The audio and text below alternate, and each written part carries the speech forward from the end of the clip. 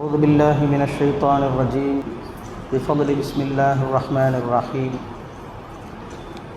يا أيها الذين آمنوا إن جاءكم فاسق بنبأ فتبينوا أن تصيبوا قوما بجهالة فتصبحوا على ما فعلتم نادمين صدق الله مولانا العلي العظيم. وقال رسول الله صلى الله عليه وسلم تعرض أعمالكم إلي يوم الاثنين ويوم الخميس أو كما قال عليه الصلاة والتسليم. அல்லாஹுவின் நல்லருளும் ஈருலக நாயகம் ரசூலுல்லாஹி ஸல்லல்லாஹு அலைஹி வஸல்லம் என்னவர்களின் ஷஃபாஅத்தும் நம் எல்லோரின் மீதும் உண்டாகட்டுமாக. இறை இல்லமாம் புனித கஅபத்துல்லாஹுவை மீண்டும் மீண்டும் தவாப் செய்யவும், கண்மணி நாயகம் ரசூலுல்லாஹி ஸல்லல்லாஹு அலைஹி வஸல்லம் என்னவர்களின் ரவுலா ஷரீஃபை ஜியாரத் செய்யவும் அல்லாஹ் நம் அனைவருக்கும் தௌஃபீக் செய்வானாக. நம் எல்லோரின் பாவங்களையும் மன்னித்து உயர்ந்த சொர்க்கத்திற்கு தகுதியுள்ள மக்களாக அல்லாஹ் நம் அனைவரையும் ஆக்கியருள் புரிவானாக. சிங்கை விருந்திய அல்லாஹுவின் நல்லடியார்களே, இன்றைய தினம் ஓதப்பட்ட அருள்மறை வசனங்களில் சூரத்துல் ஹுஜராத் என்று சொல்லக்கூடிய அந்த அத்தியாயத்தின் சில வசனங்கள் இந்த தொழுகையிலே நாம் ஓதினோம். அந்த வசனத்தின் அந்த அத்தியாயத்தின் தொடக்கத்திலிருந்து கடைசி வரைக்கும் இஸ்லாத்தை ஏற்றுக்கொண்ட சஹாபா பெருமக்கள் இஸ்லாத்திற்கு வந்ததற்கு பிறகு அறியாமை காலத்தில் இருந்த அவர்களுடைய சில பண்புகளை மாற்றிக்கொள்ள வேண்டும், அவர்களுடைய நடை உடை பாவனைகளில் ரசூல் ஸல்லல்லாஹு அலைஹி வஸல்லம் அவர்களை கண்ணியப்படுத்தக்கூடிய முறையிலே அமைத்து கொள்ள வேண்டும் என்பதை அல்லாஹ் தொடர்ந்து அந்த வசனங்களிலே பேசுகிறார். இறை நம்பிக்கையாளர்களே, நீங்கள் அல்லாஹ் ரசூலுக்கு முந்தி எதையும் நீங்கள் செயல்பட வேண்டாம், அல்லாஹ் ரசூலுக்கு முந்தி நீங்கள் எதையும் சொல்ல வேண்டாம் என்று தொடங்குகிற அந்த இறை வசனத்திலிருந்து அல்லாஹ் பேசுகிறார். சில சஹாபா பெருமக்களிடத்திலே அதுபோன்ற நடவடிக்கைகள் இருந்தது. அறியாமை காலத்தினுடைய சில குணங்கள், அறியாமை காலத்தில் இருந்த சில பண்புகள் அவர்களிடத்தில் இருந்தது. அந்த பண்புகளை மாற்றிக்கொள்ள வேண்டும் என்ற அடிப்படையிலே அல்லாஹ் இந்த வசனத்தை இறக்கி தருகிறான். அதில் ஒரு பகுதியில் அல்லாஹ் இப்படி சொல்லுவான், யா அய்யுஹல்லதீன ஆமனு இன் ஜாஅக்கும் ஃபாஸிகும் பினபஇன் ஃபதபய்யனு.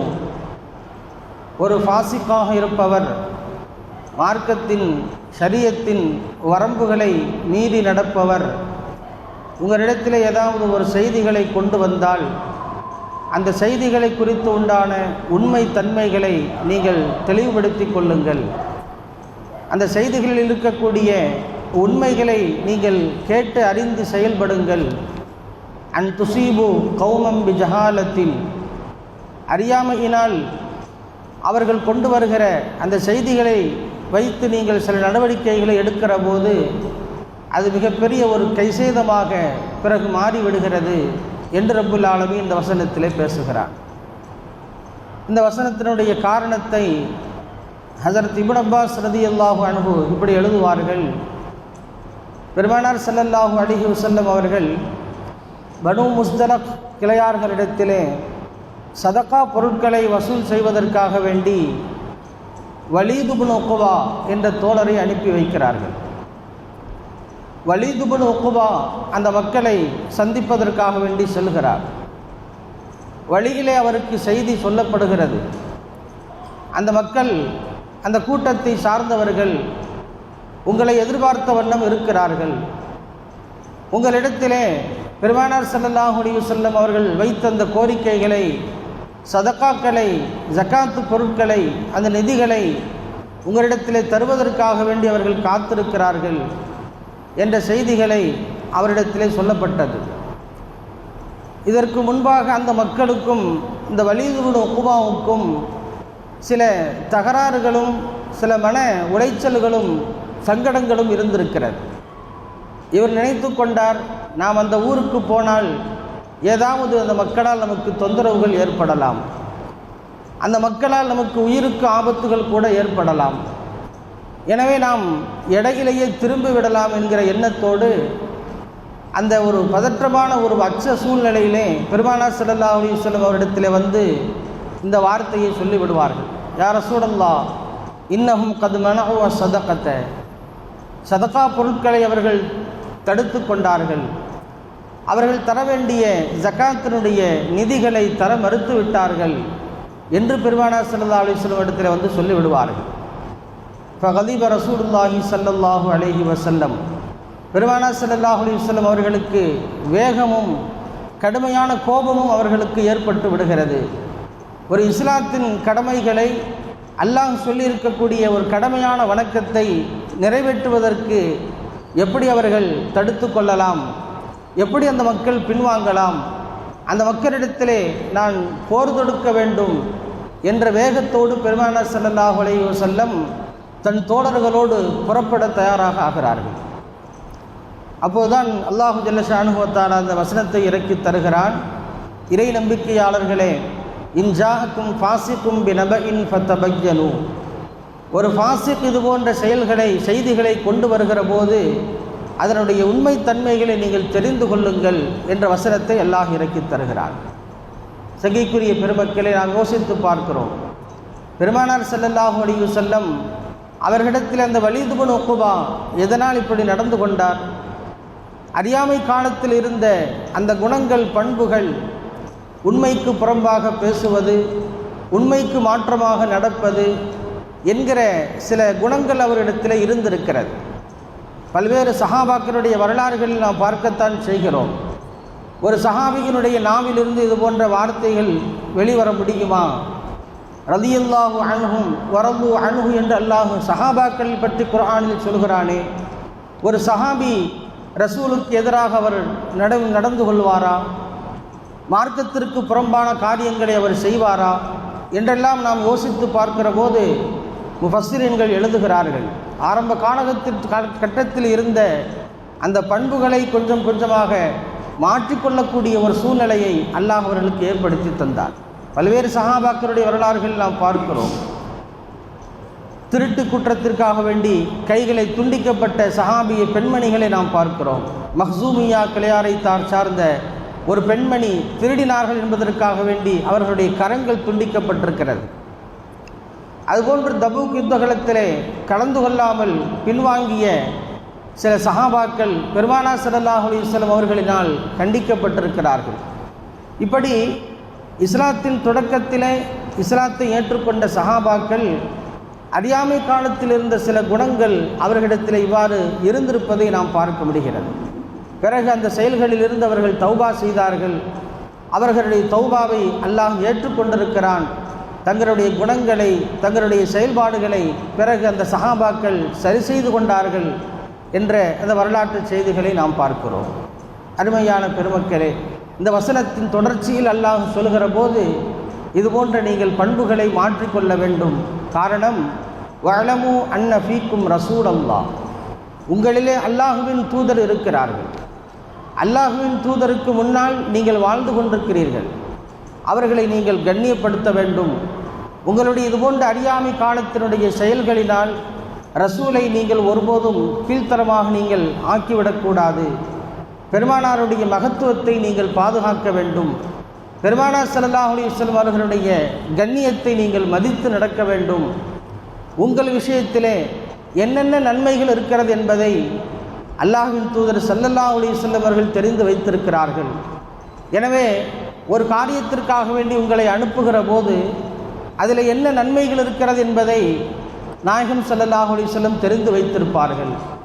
நீங்களாக உங்களுக்கு சில முடிவுகளை எடுத்துக்கொண்டு உங்களை நீங்கள் பாதுகாத்து கொள்கிறோம் என்கிற பெயரால் இப்படி மக்களுக்கு இடையிலே ஒரு குழப்பத்தையும் சர்ச்சைகளையும் ஏற்படுத்தக்கூடிய அந்த காரியங்களை நீங்கள் செய்து விடாதீர்கள் என்று ரப்புல் ஆலமீன் அந்த சஹாபா தோழர்களுக்கு சொல்லுகிறார். அருமையான பெருமக்களே, இதிலிருந்து நாம் தெரிகிற செய்திகளும் இதுதான். பிற மக்களிடத்திலே நாம் பழகுகிறோம், அவர்களிடத்திலே நாம் உரையாடுகிறோம். நமக்கு சரி தெரிந்த சில செய்திகளை நண்பர்களிடத்திலே, மக்களிடத்திலே நாம் பகிர்ந்து கொள்கிறோம். அதுபோன்ற செய்திகளை நாம் பகிர்ந்து கொள்கிற போது அதில் இருக்கக்கூடிய உண்மை தன்மைகள் எவ்வளவு என்பதை நாம் கொஞ்சம் சிந்தித்து நாம் பார்க்க வேண்டும். நாம் சொல்லுகிற செய்திகள் சரியானது தானா, உண்மையிலேயே அது நடந்திருக்கிறதா, மக்களிடத்திலே அதை நாம் சொல்வதற்கு முன்பாக, அதை நாம் பரப்புவதற்கு முன்பாக, 4 பேர்களுக்கு நாம் அந்த செய்திகளை ஷேர் செய்வதற்கு முன்பாக இந்த செய்திகள் உண்மையாக நடந்திருக்கிறதா என்பதை நாம் ஒரு கணம் ஆய்வு செய்து சிந்தித்துவிட்டு நாம் அந்த காரியத்தை நாம் செயல்படுத்த வேண்டும். அந்த செய்திகளை நாம் சொல்லுகிற போது அதற்கான கால அளவுகள் என்ன என்பதையும் நாம் யோசித்து பார்க்க வேண்டும். பல வருஷங்களுக்கு முன்பாக வந்த செய்திகளும் கூட இப்போது நடப்பதை போன்று பதிவிடுவார்கள். செய்திகளிலே நாம் பார்க்கிறோம். அது பல்வேறு மரண செய்திகளாக இருக்கலாம், பல்வேறு இடங்களிலே ஏற்பட்ட சில சோதனைகளாக இருக்கலாம், பல்வேறு மக்களுக்கு ஏற்பட்ட சில இடர்கள் துன்பங்களாக இருக்கலாம். பல காலங்களுக்கு முன்பாக நடந்த செய்திகளை இப்போது நடப்பதை போன்று பதிவிடுகிறார்கள். அந்த செய்திகளை நாம் மேலும் மேலும் அதை பரப்பி அதை வைரலாக நாம் ஆக்குகிற போது மக்களிடத்திலே ஒரு அச்ச சூழல் உண்டாகிறது, ஒரு பதற்ற நிலைகள் உண்டாகிறது. இது போன்ற ஒரு சூழல்கள் ஏற்படுவதற்கு நாம் காரணமாகிவிடக்கூடாது என்பதை இது போன்ற வசனங்கள் நமக்கு உணர்த்தி காட்டுகிறது. அருமையான பெருமக்களே, ரசூல் ஸல்லல்லாஹு அலைஹி வஸல்லம் அந்த காலத்தில் மாத்திரமல்ல, இப்பொழுதும் அவர்கள் வாழ்ந்து கொண்டுதான் இருக்கிறார்கள். நம்மளுடைய செயல்பாடுகளை அவர்கள் கவனித்து கொண்டுதான் இருக்கிறார்கள். நம்மளுடைய அங்க அவயங்களை, நடை உடை பாவனைகளை எல்லாம் பெருமானார் ஸல்லல்லாஹு அலைஹி வஸல்லம் அவதானித்து கொண்டுதான் இருக்கிறார்கள். ஹதீஸ்களிலே பார்க்கிறோம் அல்லவா, துஹரலு அஅமாலுக்கும் இலைய, நீங்கள் செய்கிற உங்களுடைய செயல்பாடுகள் என்னிடத்தில் எடுத்து காண்பிக்கப்படுகிறது என்று பெருமானார் ஸல்லல்லாஹு அலைஹி வஸல்லம் சொல்கிறார்கள். நாம் சொல்லுகிற வார்த்தைகள் அது நல்ல தஸ்பீஹாத்துகளாக இருக்கலாம், நாம் ஓதுகிற நல்ல அமல்களாக இருக்கலாம், நாம் செய்கிற நல்ல அமல்களாக இருக்கலாம். இதுபோன்று நாம் செய்யக்கூடிய அமால்களும் சரி, மக்களிடத்திலே நாம் நடந்து கொள்கிற இதுபோன்ற சில பண்புகளும் சரி, அது என்னிடத்தில் எடுத்து காண்பிக்கப்படுகிறது என்று பெருமானார் ஸல்லல்லாஹு அலைஹி வஸல்லம் சொல்கிறார். ஆக நம்முடைய செயல்பாடுகளை இப்பொழுதும் பெருமானார் ஸல்லல்லாஹு அலைஹி வஸல்லம் அவர்கள் அது பார்த்து கொண்டுதான் இருக்கிறார்கள் என்கிற ஒரு நம்பிக்கை நமக்கு ஏற்பட வேண்டும். இப்போது நமக்கு கண்முன்னால் நாயகம் ஸல்லல்லாஹு அலைஹி வஸல்லம் இல்லாமல் இருந்தாலும் கூட அவர்களும் வாழ்ந்து கொண்டுதான் இருக்கிறார்கள். நம்மளுடைய சலாம்கள் பெருமானாருக்கு எத்தி வைக்கப்படுகிறது, நாம் ஓதுகிற சலவாத்துகள் பெருமானாருக்கு அது சேர்த்து வைக்கப்படுகிறது என்று சொன்னால் அதுபோன்ற நன்மையான காரியங்கள் மாத்திரமல்ல, நாம் பொது வெளிகளை நடந்து கொள்கிற நம்மளுடைய பண்புகளும் நம்மளுடைய செயல்பாடுகளும் அது அல்லாஹ்வினுடைய தூதருக்கு முன்பாக அது எடுத்து காண்பிக்கத்தான் படுகிறது. எனவே பெருமானாருக்கு வேதனைப்படுத்துகிற விதத்திலே பெருமானார் ஸல்லல்லாஹு அலைஹி வஸல்லம் அவர்களை குறைபடுத்துகிற ஒரு காரியங்களை ஒரு முஸ்லிமாக இருக்கக்கூடியவர்கள், ஒரு முஃமின்களாக இருக்கக்கூடியவர்கள் அந்த காரியத்தில் ஈடுபடக்கூடாது என்கிற படிப்பனையும் இது போன்ற வசனங்களிலிருந்து நாம் தெரிந்து கொள்ள முடிகிறது. ரப்புல் ஆலமீன் நாம் செய்யக்கூடிய எல்லா அமல்களையும் அது பெருமானார் ஸல்லல்லாஹு அலைஹி வஸல்லம் அவர்களுக்கு உகந்த ஒரு காரியங்களாக, பெருமானார் ஸல்லல்லாஹு அலைஹி வஸல்லம் அவர்களுக்கு பிடித்தமுள்ள ஒரு காரியங்களாக ஆக்கி அல்லாஹ் ரசூலுடைய உன்னதமான பொருத்தத்தை அல்லாஹ் எல்லோருக்கும் நசீபாக்கி தருவானாக. வாஹிரு தஅவானா அல்ஹம்துலில்லாஹி ரப்பில் ஆலமீன்.